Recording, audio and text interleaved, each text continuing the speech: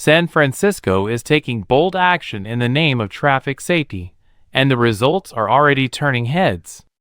In what marks a significant shift toward automated traffic enforcement, the city has launched its first-ever network of fixed-speed cameras. While they are currently issuing only warnings, these cameras managed to catch an astonishing 31,000 speeding drivers in the span of just 1 month.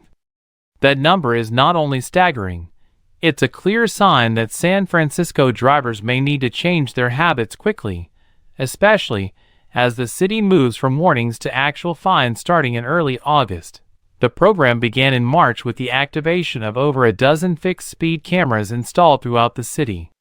By April, 21 of the planned 33 camera sites were already operational, and their impact was immediate.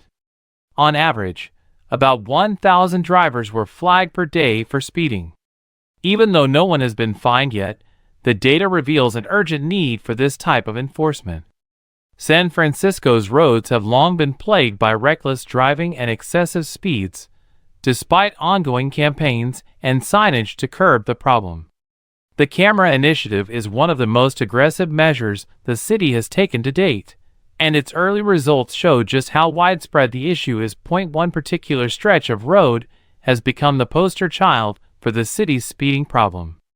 Fulton Street, specifically the portion between Arguello Boulevard and 2nd Avenue, has emerged as a hotspot. This single section of road accounted for a whopping 44% of all speeding violations recorded in April.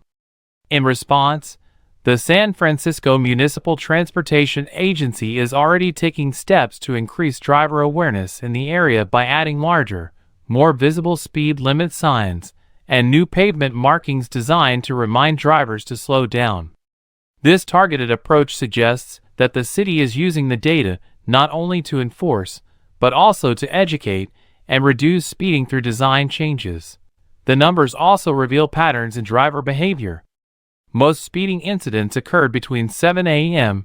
and 8 a.m., the peak of the morning rush. This indicates that drivers may be rushing to work or dropping off kids at school, potentially underestimating the risks of speeding in urban areas. Perhaps more eye-opening is the range of speeds that the cameras have recorded. The most extreme case involved a driver clocked at 65 miles per hour in a 30 miles per hour zone, more than double the limit. That's not just careless driving, it's dangerous behavior that puts pedestrians, cyclists, and other drivers at serious risk. Looking at the breakdown of violations, 77% of those caught were going between 11 and 15 miles per hour over the limit. Another 19% were driving 16 to 20 miles per hour over, while 4% were exceeding the limit by more than 21 miles per hour.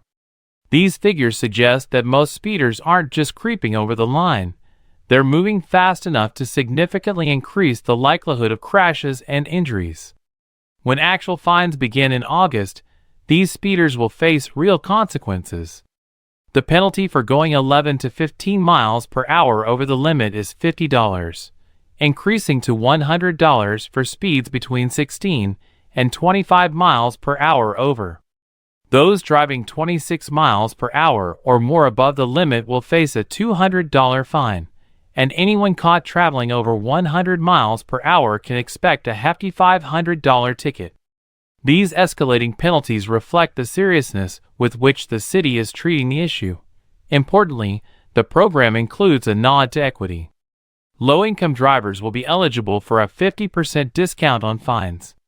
This is a thoughtful addition that acknowledges the financial strain citations can impose while still maintaining the deterrent value of the penalties.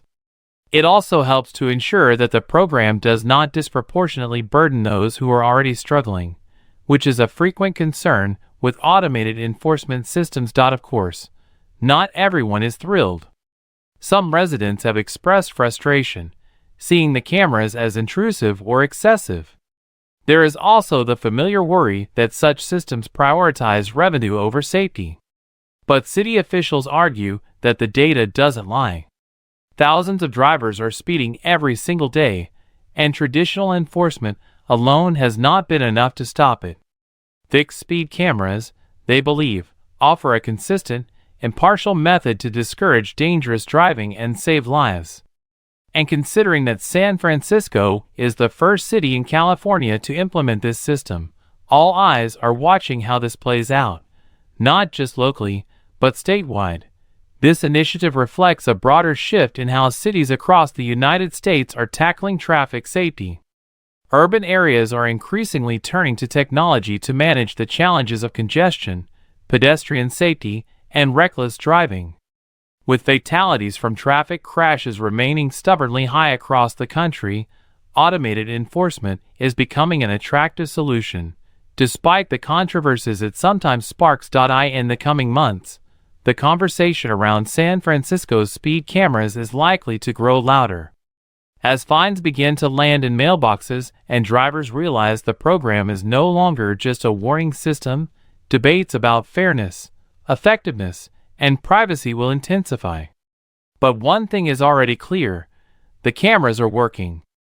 They're identifying real problems in real time, and they're doing it with efficiency and consistency. San Francisco's approach may be just getting warmed up, but it's already sending a powerful message: slow down or pay up. Whether it becomes a long-term model for the rest of California or the country remains to be seen. But for now, the numbers speak for themselves, and the countdown to consequences has officially begun.